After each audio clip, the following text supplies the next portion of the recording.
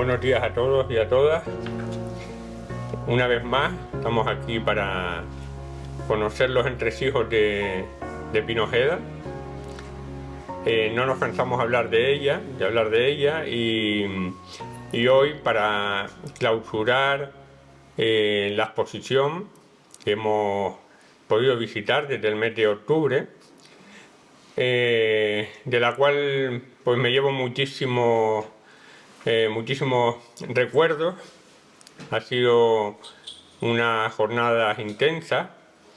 Han pasado por esta exposición muchas personas que unas conocían a Pinojeda, otras no, pero todas con grandes conocimientos sobre mi abuela. Han pasado varias patronas de la Fundación Canaria Pinojeda. Tuvimos a Covadonga García, tuvimos a Elsa López, a Blanca Hernández y hoy pues nuestra patrona Ángeles Alemán, gran conocedora de la obra de mi abuela. Yo creo que la que más conoce la obra de Pinojeda, la que mejor visión nos puede dar de toda ella, y hemos querido que ella estuviese aquí para poner el broche de oro a esta exposición que ha sido un reflejo, unas pinceladas de algunas de las técnicas que Pinojeda pues acuñó en esos años que empezó desde el año 40, que pintó su primer cuadro de una postal que le mandó un amigo de Laponia, a esas tres etapas, ¿no?, que Ángeles comentará más extensamente que yo, pues desde esos años 55, que comenzó con ese informalismo abstracto, hasta el año 61, y del 62 al año 72, y del 72 en adelante, pues bueno, esas tres etapas bien marcadas las analizará Ángeles pues de una manera brillante, seguro.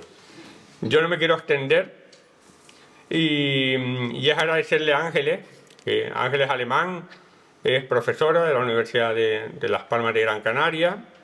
Bueno, ha publicado innumerables obras y una de ellas, que es la que más cariño pues le tengo, es la de la Biblioteca de Artistas Canarios, que se publicó ya hace unos años, es un trabajo excepcional. Y ahora pues bueno, pues estamos con muchos otros proyectos y yo le agradezco mucho a Ángeles como embajadora de Pinojeda, pues que hoy pues nos acompañe en esta sesión, y seguro que vamos, que va a ser como la vamos a sacar a hombros como en la Plaza de Toros. No lo recomiendo. Seguro. Y nada, simplemente decir una frase, y es que decía, en este caso hay una frase que quería leer, que es una frase de mi abuela, que ella decía: no sé dónde comienza la verdad y dónde acaba la fantasía. Todo es producto de los sueños. He creado sobre sueños, sueños que necesitaba para crear y crear. Más son los sueños que las realidades. Eso era lo que necesité siempre. Y termino con una frase de Camilo José Cela, que una vez escribió, pues: Pinojeda llega a la pintura, ya no veo nada. Pinojeda llega a la pintura por el camino real de la poesía. Hoy llegaremos a la pintura por el camino real que nos va a marcar nuestra amiga Ángeles. Gracias. ¿Vale? Gracias.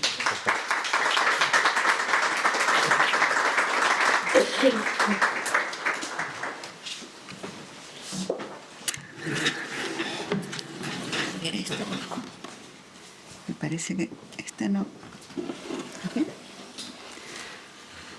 Hola, buenos días. Muchas gracias, Domingo.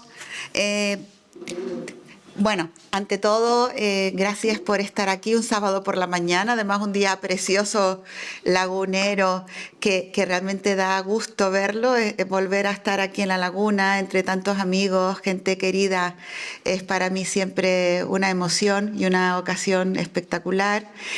Y estar aquí, en esta Fundación Cristino de Vera, donde también tengo tantos buenos recuerdos. Gracias, Clara, siempre, y a Fernando Castro, que me invitó en la última ocasión, la exposición sobre Manolo Millares, y a Jaime por grabar aquel vídeo que todavía sigue rulando por la red. O sea que muchísimas gracias. Me han encargado una cosa que es un caramelo envenenado, las cosas como son, porque clausurar una exposición siempre conlleva una carga de responsabilidad enorme. Y claro, ¿cómo vas a decir no a una cosa sobre Pino Ojeda? Pero siempre es ese arma de doble filo de hasta cuándo, hasta cómo podemos contar las cosas para que realmente las personas que están aquí hoy se vayan después con esa sensación de haber conocido un poco más esta artista que nació. Voy a ver si me manejo ahora con él. Nació en Teror, en las medianías de Gran Canaria, en 1916 y falleció, como todos sabemos, en 2002 en Las Palmas de Gran Canaria. La idea de Pino Ojeda como una mujer que se hace a sí misma nace desde el principio, es decir, una niña de una familia modesta, no humilde, porque sí tenían sus tierras, sus fincas, pero una familia modesta, con un padre que se ve obligado a emigrar a Cuba y que cuando regresa, según contaba la propia Pino Ojeda, estaba tan avejentado que ella no lo reconoció. Ni el hecho incluso lo retrata Domingo en ese precioso documental que se llama La habitación del fondo, que es un documental, un primer documental que se hizo sobre la figura de Pino Ojeda.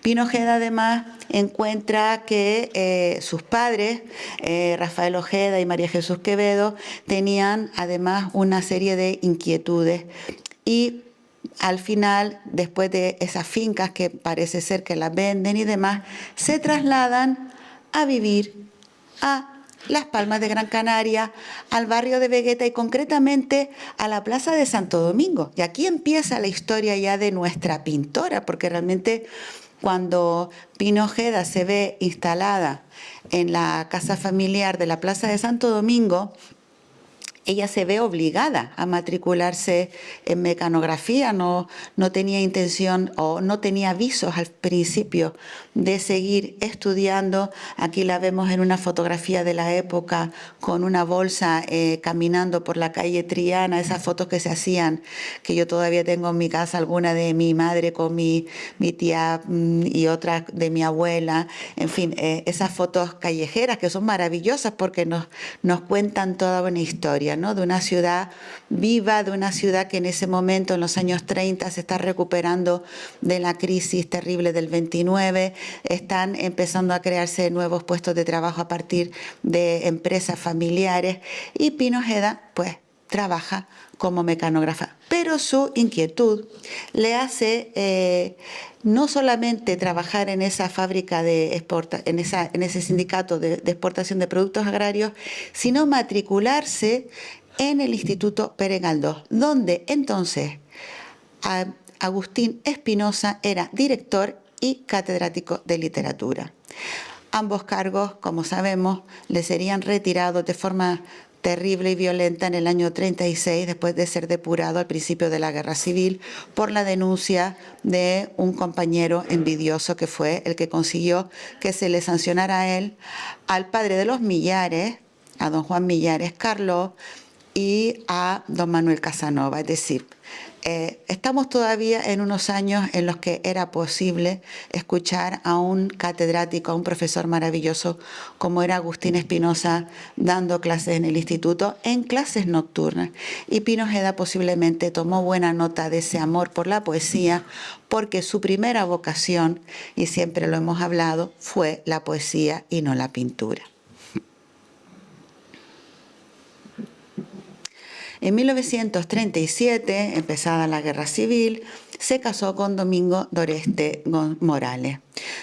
Una pareja joven, una pareja enamorada, ilusionada, pero claro, ya la Guerra Civil estaba en marcha. Todos sabemos que no es ningún honor contarlo, pero es una realidad. Franco salió de Gran Canaria, es decir, salió de aquí primero, luego se fue a Las Palmas y de ahí salió en el Dragon Rapid para iniciar la sublevación. Con lo cual, menos la isla de La Palma, que se mantuvo fiel a la República durante la famosa Semana Roja, las demás islas canarias inmediatamente aceptaron el nuevo orden que impugnaban los mal llamados nacionales, ¿no? Entonces, ¿qué ocurre? Domingo Doreste se va voluntario a la guerra y Pino Ojeda, que estaba entonces embarazada de su hijo, Domingo, de su hijo único, se queda sola en Las Palmas. En principio, una situación dramática, pero no demasiado, pero lo que ocurre es que el niño que nace en septiembre tuvo muy poquito tiempo padre, porque poco después, debido a las heridas de la guerra, Domingo Doreste fallecería en un hospital de campaña. Me imagino entonces la soledad, el drama, la desesperación de Pino Ojeda, que se ve sola con un hijo pequeño, un recién nacido, se ve sin una posición económica holgada, al contrario, obligada a trabajar, y consigue trabajo en La Palma. Y en La Palma, de una forma que siempre queda un poco entre tinieblas, y de hecho, con El paraíso al fondo, esa novela que luego presentó al Premio Nadal, tiene una parte importante autobiográfica y cuenta esa parte, cuenta que ella llega a entrar en el mar lentamente, deseando morir, pero que afortunadamente en un momento determinado se da cuenta y sale. Y después, si ustedes se fijan bien en ese retrato que hay en la entrada, que es un retrato hecho de Juan Ismael a Pino Ojeda, él la retrató así, como una aparecida, como alguien que aparece del mar, que escapa a la muerte. Ella contaría siempre que afortunadamente se dio cuenta de que ese camino no era el adecuado y salió del agua, y después se va a conseguir, porque además hay una historia familiar importante, y es que los primos hermanos de su marido, Juan Rodríguez Doreste y José Rodríguez Doreste, mantienen una estrechísima relación con ella. Juan Rodríguez Doreste en aquella época estaba todavía en el penal de Gando, donde estaría hasta el año 44 por sus ideas socialistas, pero su hermano Pepe es el que de alguna forma acoge a Pino Ojeda aquí en Tenerife y le da trabajo aquí. En este caso, aquí encontramos un primer encuentro fabuloso para Pino Ojeda, que es Juan Ismael. Ella contaba en una carta que le escribe a Juan Ismael y después en una especie de poesía, de prosa poética, con el que celebra uno de los cumpleaños de su amigo Juan Ismael, le contaría cómo había sido ese primer encuentro. Ella le contaba que entonces vivía en Santa Cruz de Tenerife, su hijo había quedado en Las Palmas al cargo de la abuela, de María Jesús, y estaba sola, vivía en una pensión, un sitio inhóspito, más que inhóspito diría poco acogedor, en el cual ella pues prácticamente lo que hacía era cenar un plato de sopa y irse a dormir para luego al día siguiente ir a trabajar, y se encuentra con Juan Ismael. Y ese encuentro es fundamental para ella, porque Juan Ismael, que entonces está aquí en Tenerife, y ahora cuento la historia de Juan Ismael, está aquí en Tenerife porque, como había sido masón en la logia andamana, el pobre durante pocos meses, por influencia de su patrono de entonces, que era el fotógrafo alemán Teodoro Maisch, es depurado en el año 44, termina siendo una persona que tiene que venir en busca de ayuda. Estaba en Madrid, vivía en Madrid, era profesor en la Escuela de Cerámica y Artes Aplicadas, y al ser depurado pierde su trabajo. Y viene a Tenerife porque aquí estaba Pedro Pinto de la Rosa, que junto con su mujer Laura Grote habían fundado la revista Mensaje, estaban fundando la revista Mensaje. Juan Ismael vive en casa de Pedro Pinto de la Rosa, es decir, está absolutamente protegido por Pedro Pinto de la Rosa. Es Juan Ismael quien invita a Pino Ojeda a publicar sus primeros poemas en la revista Mensaje. Es más, ella se siente tan acogida con esta familia extraordinaria, y cuando digo familia extraordinaria no digo solamente la familia de sangre, Pedro Pinto de la Rosa y Laura Grote, sino también hablo de los amigos que estaban alrededor. Entre ellos estaba Juan Ismael, pero estaba un señor que firmaba Minic, que era Domingo Pérez Hernández, que firma Minic y al final termina adoptando el apellido Minic como su apellido, Domingo Pérez Minic, todos lo conocemos, y otro señor que firmaba con el seudónimo de Dandín, que era Eduardo Westerdal.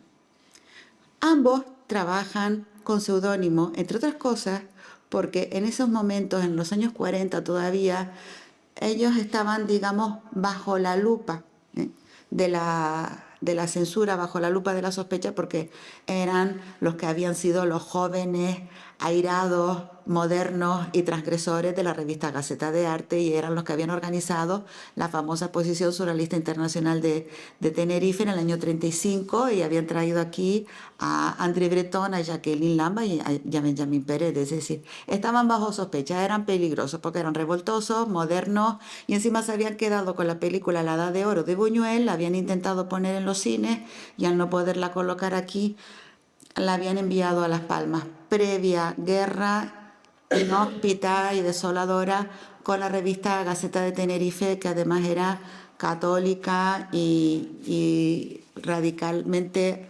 contraria a todas las cosas novedosas. Es decir, ella se encuentra con esa familia y de ahí va a surgir además una amistad estrecha y duradera con Eduardo Westerdal también.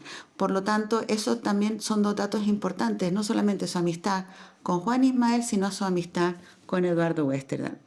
Aquí tenemos un retrato de Pedro Pinto de la Rosa realizado por Juan Ismael, algo magnífico, de un retrato precioso, y ella publica en 1947 su primer libro de poemas, Niebla de Sueño, precisamente gracias a la labor editorial de Pedro Pinto de la Rosa.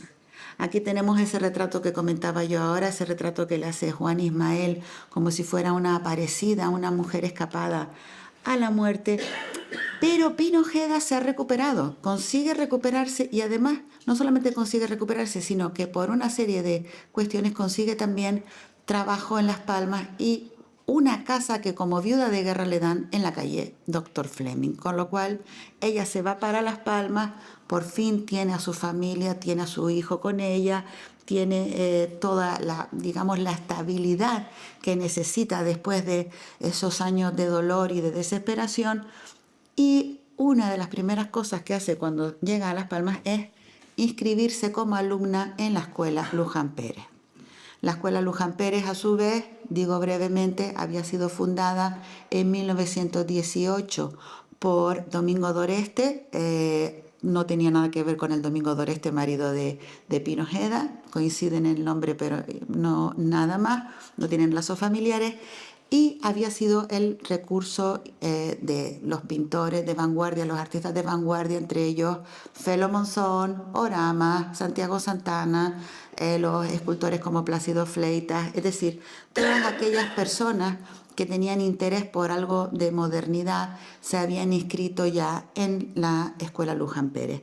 Y Pino Ojeda además se va a encontrar con la gran amistad no solamente de Felo Monzón, que es entonces, digamos, el que lleva la voz cantante como pintor, con Santiago Santana, que era el director de la escuela en esos años, sino también con el escultor Plácido Fleitas, que en esta ocasión no lo vemos aquí, pero sí vemos sus esculturas detrás de una imagen en la que vemos al doctor Rafael O'Shanahan a la izquierda, el hombre de pelo blanco o rubio, y en el centro a Juan Rodríguez Doreste. Precisamente en esta fotografía vemos pues ese entorno en el que Pino Ojeda se puede mover y se puede mover con bastante libertad. Ella, sin embargo, como era muy inquieta, no solamente quería escribir y pintar, sino también abre una pequeña librería que parece ser fue un negocio ruinoso porque, como ella después confesaría, ella era su mejor clienta. Pero aquí hay una tira de fotos que a mí me parece fundamental. Estas tiras están en el fondo Westerdal, están aquí guardadas en el Archivo Histórico Provincial de Tenerife. Y en estas imágenes hechas por Eduardo Westerdal aparecen Juan Rodríguez Doreste, las hermanas de Juan Rodríguez Doreste y Pino Ojeda, bellísima, mirando a la cámara con una, digamos, con una entrega absoluta. Yo tengo la teoría de que Pino Ojeda de alguna forma se enamora platónicamente de Eduardo Westerdal, nunca ocurrió nada más. En aquel momento él era un hombre soltero todavía no había conocido a la que sería su esposa, a Maud Bonnot, después Maud Westerdal, la gran Maud, queridísima. Pero aquí hay algo especial, y ese algo especial hace que Pino Ojeda de alguna forma mantenga una relación muy estrecha con Tenerife. Fíjense que incluso llega un momento en que cuando el grupo de Manolo Millares, Alberto Manrique, Elvireta Ascobio, Yeya Millares y demás fundan el grupo de la DAC, los arqueros del arte contemporáneo, y hacen su primera exposición en el Museo Canario, quien está ahí para presentarlos es Eduardo Westerdal. Y quien está ahí para leer sus poemas es Pino Ojeda. Es decir, siempre está esa relación estrechísima.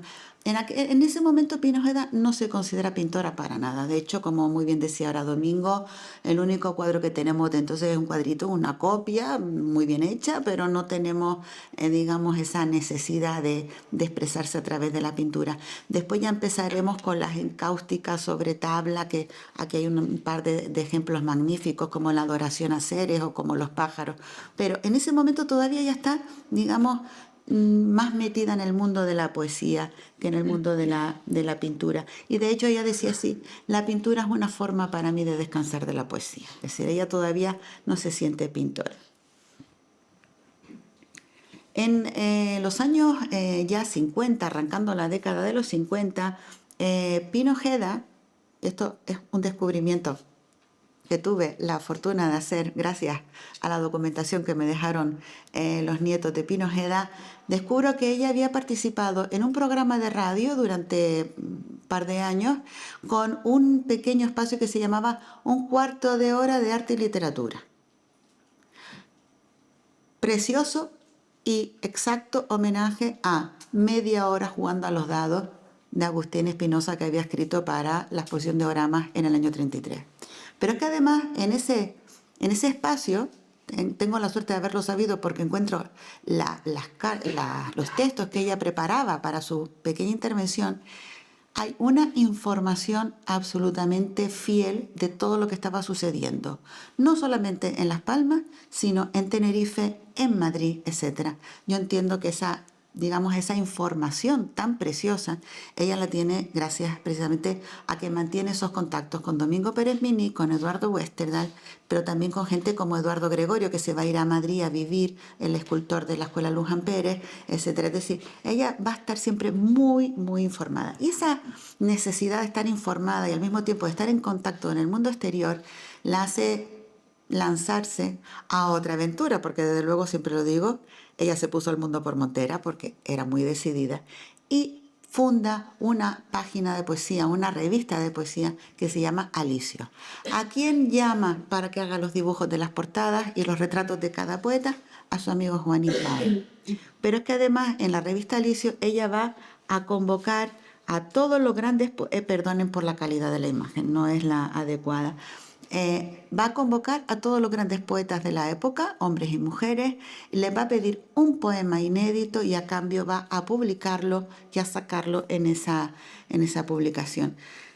Eso le supone a Pino Ojeda, evidentemente, un desembolso impresionante de dinero que en aquel momento a ella le supone casi la ruina. Bueno, yo creo que le supuso la ruina. Pero como Francis Ford Coppola, cada vez que dirigía una película maravillosa, se arruinaba, pero seguía para adelante. O sea, ella volvía otra vez a empezar. Y entonces consigue además establecer una gran amistad con poetas como Chona Madera, como las mujeres que van a fundar después la revista Mujeres en la Isla, pero ya empieza a exponer como pintora, y de hecho empieza a exponer como pintora precisamente en una exposición colectiva en La Laguna. Pero es que además se lanza a publicar una novela y se presenta al Premio Nadal con esa novela que se titula Con el paraíso al fondo, y que yo me leí atentamente cuando empecé a trabajar en el tema de Pino Ojeda, porque yo siempre entiendo que cuando escribimos contamos mucho más en la ficción que en la realidad. Muchas veces la ficción cuenta mucho más de nosotros que un documento, digamos, académico. Y efectivamente ahí entendí muchas cosas de Pino Ojeda, entre otras ese acercamiento a la idea de morir que tiene en La Palma y una serie de condiciones extrañas que tuvo alrededor de su vida, que de alguna forma ella nunca llegó a confesar públicamente, pero que se ven ahí, están latentes ahí.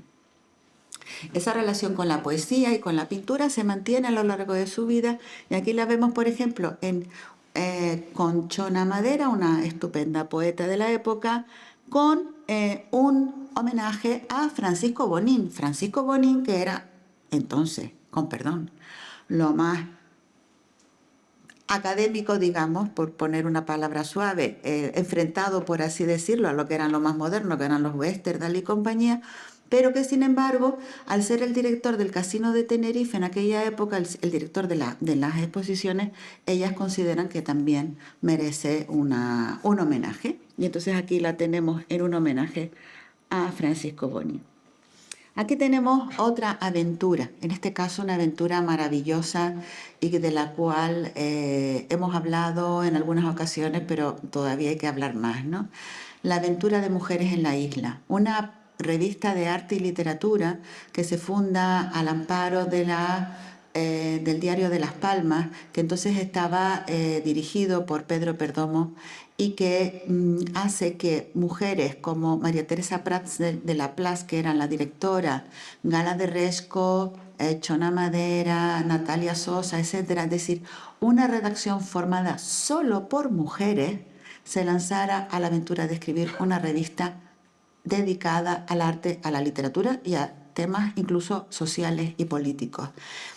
Pino Ojeda va a colaborar en esa revista, en el primer número, con un cuento, o con un poema, mejor dicho, Carta a los hombres, un poema protofeminista. Evidentemente ella no tiene todavía esa sensación de feminismo, pero podemos entender que es un poema protofeminista, y además muy vigente, un poema que reivindica la necesidad de la meditación de la paz frente a la guerra, pero además va a participar activamente en muchas de las actividades que esta revista organiza, muchas veces en conjunción con la Escuela Luján Pérez. Por ejemplo, aquí la vemos rodeando a esta señora que es Nina Kandinsky, la viuda de Vasily Kandinsky, y aquí tenemos a Pino Ojeda junto con otras artistas, entre ellas, por ejemplo, aquí tenemos a Elvira Tascovio, a Lola Massieu, o distintas, o Mercedes Geara, que están aquí, que eran también ya pintoras que empezaban a despuntar. Y de hecho, con Lola Massieu, con la que vemos aquí también en la casa de Antonio Padrón en Galdar, mantendría una estrecha amistad y colaboración durante años, y con ella también trabajaría más adelante en el grupo Espacio. Aquí tenemos, pero claro, la actividad de Pino Ojeda como poeta es imparable y hay que señalarla, es decir, en este momento también ella sigue dando recitales de poesía. Aquí la vemos entre otros con Carmen Conde y con Carmen Laforet, y aquí también en otra ocasión con Gerardo Diego en Madrid. Pero no solamente contenta con eso, tenía en su casa una tertulia en la que vemos a gente como Manolo Padorno, como Juan Ismael, como Pedro Perdomo, es decir, todos aquellos que tenían de alguna forma que ver con la intelectualidad en Canarias, ¿no? La primera etapa de su pintura, y aquí tenemos un ejemplo magnífico en estas salas colgados, son pinturas sobre encáustica, y ella realmente las realiza más que nada basadas en una serie de trazos geométricos. Aquí tienen ustedes, por ejemplo, esta maternidad, en este caso es pastel sobre papel, pero aquí tenemos también la abstracción, es un retrato. Aquí está Juicio de París. Y aquí tienen ustedes un ejemplo que pueden ver en la sala, Los pájaros, que es la encáustica sobre cartón, en la cual vemos claramente la influencia de las enseñanzas de la Escuela Luján Pérez, digamos, la admiración de Pino Ojeda enorme por Juan Ismael y por su obra primera, pero también una necesidad de contar una historia personal. Hay una cosa, por ejemplo, que a mí me parece impresionante. Imagínense ustedes en el año 55 una postal de felicitación de Navidad cuando todos teníamos la felicitación de Navidad con el nacimiento. Pino Ojeda lo que manda es la adoración a Ceres. Asombroso.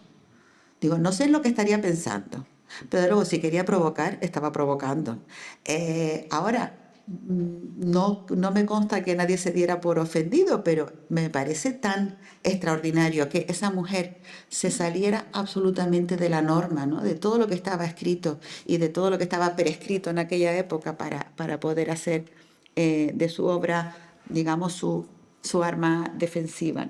Aquí tienen ustedes una preciosidad que es el Galápagos, está en el Museo Westerdal en el Puerto de la Cruz, en el MASEB, porque además, como insisto, ella va a mantener una relación estrecha y cordial siempre con la vanguardia en Tenerife, que como sabemos estuvo liderada por Pérez Minic y por Juan Ismael en todos los sentidos, y por Eduardo Westerdal habitualmente. Aquí tenemos a Pino Ojeda ya en la exposición en el año 57, por ejemplo, expone 3 veces en Tenerife. Es decir, expone en el Instituto de Estudios Hispánicos en enero, expone, aquí tenemos la foto en el Casino de Santa Cruz, de hecho aquí ven a su hijo Domingo, ya un jovencito, y a Francisco Bonín aquí detrás, y ella está explicando su obra, y en diciembre de ese año del 57 la vemos aquí en la exposición que organiza para el Instituto de Estudios Hispánicos de nuevo, es decir, siempre está activa, pero activa de una manera que a veces desconcierta, porque es como una especie de guadiana que va entrando y saliendo a lo largo de la poesía y de la pintura. Y aquí la tenemos, por ejemplo, en una foto que se hace evidentemente para un catálogo en su estudio pintando, muy elegante. Yo no me pondría así el vestido para pintar, porque te manchas toda. Pero evidentemente ella está posando, una mujer todavía joven, todavía muy, muy guapa, muy resultona, ante el caballete. Ella de todas formas no se cansa en investigar, y precisamente a raíz de los años finales de los años 50 empieza a investigar con otra técnica nueva, con lacas y esmalte. Y yo creo que ahí es importante también la visión de la época, porque tanto ella, por ejemplo, después también lo haría Yolanda Graziani más adelante, pero había habido una persona fundamental para introducir la idea de usar los esmaltes, que era Maud Westerdal. Es decir, cuando llega Maud aquí, como decía la propia Maud, con esa aureola de surrealista terrible, debió romper muchos esquemas, y entonces es muy probable, no digo que fuera copia ni mucho menos, porque además Maud sabemos que lo que hacían eran joyas y objetos, pero sí la idea de usar esmaltes en la pintura me parece que es interesante y que se introduce precisamente a raíz de esa nueva llegada, ¿no? Porque en este caso todo se va fertilizando gracias a los nuevos cambios, la nueva llegada.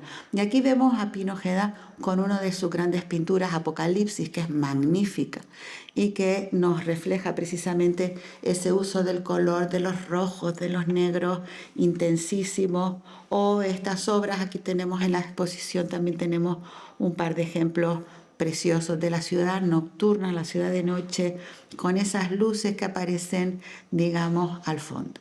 Pero nuestra querida amiga Pino Ojeda no para entonces.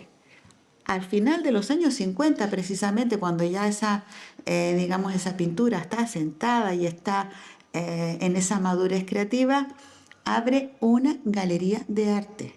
Una galería de arte muy pequeñita, pero situada en un sitio estratégico, justo al lado de la playa de las Canteras. La galería se llamó así, Arte, nada más.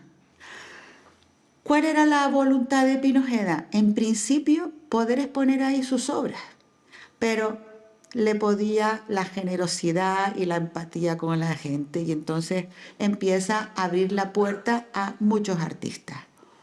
Por una parte, artistas de la escuela Luján Pérez, como sus amigos Felo Monzón, Plácido Fleitas, Santiago Santana, etcétera, que expusieron ahí. Pero también a artistas extranjeros, como el primer artista que expuso ahí, como Sacha Raskov, que era de origen ruso, o artistas suecos con los cuales ella tendría siempre una gran amistad. Piensen que en aquel momento, años 59, 60, 61, el turismo que teníamos fundamentalmente era sueco. Las famosas historias, ¿no?, de los suecos que llegan a Canarias en busca del sol. Y entonces ella abre las puertas a esa gente, a esos turistas suecos, y también a gente muy joven que va a hacer, digamos, sus primeros pinitos, sus primeras exposiciones ahí en la galería. Aquí tienen de nuevo a Pino Ojeda. Ella tenía clarísimo que si estaba en un sitio lo tenía que hacer, con Jean Cocteau, en la visita que Jean Cocteau realizó a Las Palmas de la Gran Canaria, rodeada por otros artistas de la Escuela Luján Pérez. En el año 61, y eso es una historia muy bonita porque tanto ella como Lola Massieu le dicen a Felo Monzón: vamos a montar un grupo de arte. Un grupo en el que Felo además se comunica con Eduardo Westerdahl y le dice: mira, vamos a montar un pequeño grupo para mover un poco las cosas. Pero le dicen a Felo Monzón: como somos mujeres y no nos van a hacer caso, mejor sé tú el que aparezca como el director, el creador del grupo. Y así se hizo. Eso mismo lo reconocía el propio Felo, ¿no? Y empiezan con las exposiciones del Grupo Espacio, que inicialmente va a ser una gran exposición en el Círculo de Bellas Artes de Santa Cruz, que entonces ya tenía, digamos, habían rescatado a Eduardo Westerdahl, porque Eduardo Westerdahl durante la época de los 60 había estado, digamos, exiliado, entre comillas, porque fue un exilio bastante bueno, en el Puerto de la Cruz como asesor del Instituto de Estudios Hispánicos, pero precisamente a raíz del año 61 él vuelve a estar otra vez como asesor de la coordinación de las exposiciones del Círculo de Bellas Artes. Y aquí lo tenemos entonces haciendo esas exposiciones. Aquí tienen ustedes a Felo Monzón, a Pino Ojeda, a Juan Ismael y a Rafael y Bettencourt entre algunas de sus exposiciones. Bien, no quiero pararme mucho porque además yo sé que a estas horas ya uno empieza a pensar en el café de media mañana, pero tenemos aquí una serie de paisajes importantes como tenemos en la exposición. Paisajes hechos con lacas y esmalte. Y aquí tengo que explicar varias cosas. Una es que Pino Ojeda había logrado una gran maestría a la hora de manejar estos elementos tan difíciles. Tiene una gran maestría, pero no tiene cuidado. Y como desgraciadamente sabemos, eso le pasa factura después en la vista, más adelante, porque no se protegía bien los ojos, no se protege bien de las emanaciones de los esmaltes. Pero sin embargo, las obras que crea son de una gran belleza. Paisajes como este de montañas y nubes, o como esta gruta, la Gruta Blanca, que realmente son paisajes muy abstractos y que casi parecen la premonición de su viaje a Suecia, donde va a pintar después la Gruta Polar. Pero es que lo gracioso es que la Gruta Polar la pinta antes de su viaje a Suecia. Es decir, ella ya estaba, como muy bien indicó antes Domingo, con esa idea del viaje a Laponia, que hace después de exponer precisamente en Estocolmo, una exposición, aquí la vemos, junto con los que entonces eran embajadores de España en Estocolmo, ¿cómo se llamaba este?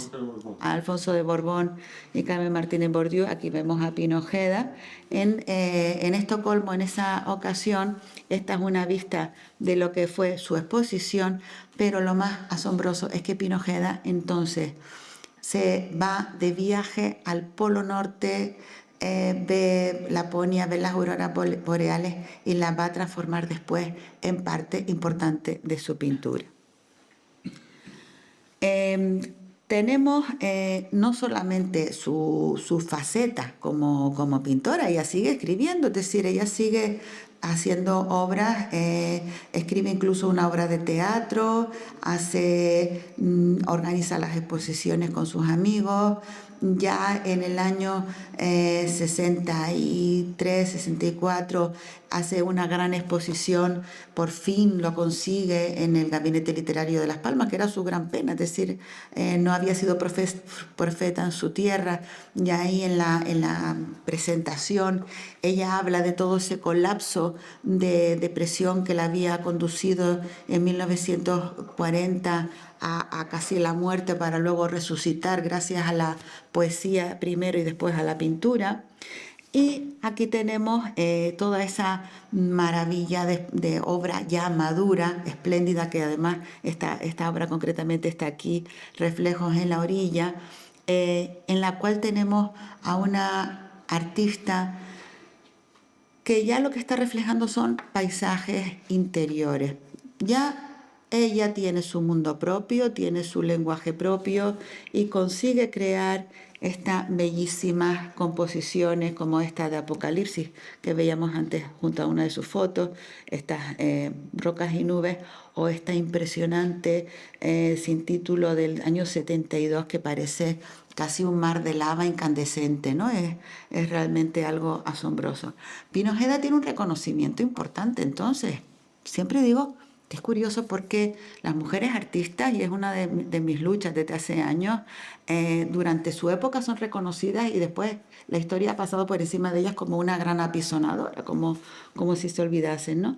Pino Ojeda en este momento expone, pinta incluso un mural en Ciudad Jardín, hace miles de actividades, una mujer muy inquieta, pero sus problemas de salud le pasan factura. Y entonces de repente no puede seguir usando las lacas y los esmaltes que había usado hasta entonces. Y entonces, ¿dónde vuelca su creatividad Pino Ojeda? Eso es muy interesante. Porque claro, la amistad con Juan Ismael y ese rastro del surrealismo que había quedado durante su amistad, durante sus principios de colaboración, estaban bien sedimentados. Y ella se vuelca en los collages. Aquí tenemos algunos ejemplos maravillosos, ¿no? Como este sueño de una doncella. El collage, todos sabemos que tiene una gran tradición en el surrealismo y que además ella los hace con una gran maestría, no se limita a cortar y a pegar, que es lo que a veces se entiende como collage, sino que crea auténticas imágenes, auténticas historias como esta de Sueños de una doncella o esta de las visiones de un alcohólico, para hacernos entender. Aquí tenemos también 3 ejemplos de collage magníficos, ¿no? No solamente se va a sentir más, digamos, confortada por el collage, sino que, como muy bien dijo Domingo, como ella era muy inquieta y muy moderna, ya empieza a trabajar. Fíjense que estamos hablando de los principios de la pintura por ordenador y consigue, creo que fue gracias a ti, ¿no, Domingo? Consigue un programa para hacer dibujos por ordenador y entonces hace estos dibujos que tienen una perfección milimétrica. Hay una cosa muy curiosa y es que a mí este dibujo, por ejemplo, si lo comparamos con sus primeros dibujos de Adoración a Seres, tienen la misma idea, es decir, late el mismo espíritu en unos que en otros. Ella no ha perdido su identidad, no ha perdido su personalidad a pesar del paso de los años. Lo que ha hecho Pino Ojeda es ir transformando a partir de los materiales que puede utilizar una historia y la va contando, la sigue contando. Esto es Adoración a Seres. Esto sigue siendo adoración a Ceres. O el retrato de la señora Steinkoff. Es decir, no ha roto esos márgenes de la composición, del equilibrio de la obra, ¿no? Tenemos esta serie de imágenes y bueno, aquí tenemos una imagen preciosa que dice mucho. En el año 81, me parece, se hace un homenaje, se crea un grupo, el Grupo Hispano en Las Palmas. Y aquí tenemos, les voy a decir, aquí tenemos a Eduardo Westerdal, a Jane Millares, a Pino Ojeda, no, solamente nombro los que me interesan, no todos, a Juan Ismael y a Juan Rodríguez Doreste. Los amigos de siempre. Cuando Pino Ojeda se ve con ellos, se ve con esta gente, está rodeada de los que han sido sus grandes referencias siempre. Jane Millares, por ejemplo, era más joven que Pino Ojeda, pero es una de las que participan también en la renovación de la plástica insular, opacada siempre por la figura de su hermano Manolo Millares, evidentemente, que es mucho más importante, pero siempre siendo también una mujer luchadora. Y en el año 2002, unos pocos meses antes de morir, Pino Ojeda tuvo la oportunidad de disfrutar de esta exposición. Esta foto a mí me emociona. Lola Massieu, Pino Ojeda y Jane Millares, las tres pioneras del arte en Canarias, que posan juntas en la primera exposición que se hizo recordando lo que ellas habían sido, las pioneras que habían sido y que habían roto todos los moldes. Así que creo que exactamente era mi misión hablarles de la importancia de Pino Ojeda en la pintura y creo que es fundamental recordarla como eso, como una innovadora, una mujer arriesgada y, como yo digo, como una mujer que se puso el mundo por montera para hacer lo que ella consideraba adecuado. Muchas gracias.